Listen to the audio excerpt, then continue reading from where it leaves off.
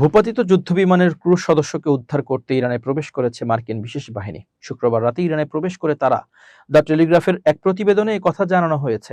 যদিও যুক্তরাষ্ট্র বা ইরানের সশস্ত্র বাহিনীর পক্ষ থেকে মার্কিন বিশেষ বাহিনীর ইরানে প্রবেশের এই প্রতিবেদন লেখা পর্যন্ত নিশ্চিত করা হয়নি। ইরান তাদের আকাশসীমায় একটি মার্কিন F-15 যুদ্ধবিমান গুলি করে ভূপাতিত করেছে। বিভিন্ন প্রতিবেদন অনুযায়ী দুজন ক্রু সদস্য বিমান থেকে বেরিয়ে আসেন। আটকে পড়া মার্কিন বিমান সেনাকে খুঁজে বের করতে ইরান ও যুক্তরাষ্ট্রের মধ্যে প্রতিযোগিতা শুরু হয়েছে। যুদ্ধবিমান বিধ্বস্তের পর দুটি মার্কিন সামরিক হেলিকপ্টার এবং নিচু দিয়ে উড়ে যাওয়া জ্বালানি সরবরাহকারী বিমান নিয়ে পরিচালিত অভিযানে একজনকে উদ্ধার করা হয়। এ সময় তাদের উপর হালকা অস্ত্র দিয়ে হামলা চালানো হয়। কর্মকর্তাদের মতে ইরানের গুলিতে উভয় হেলিকপ্টারই আঘাতপ্রাপ্ত হয়।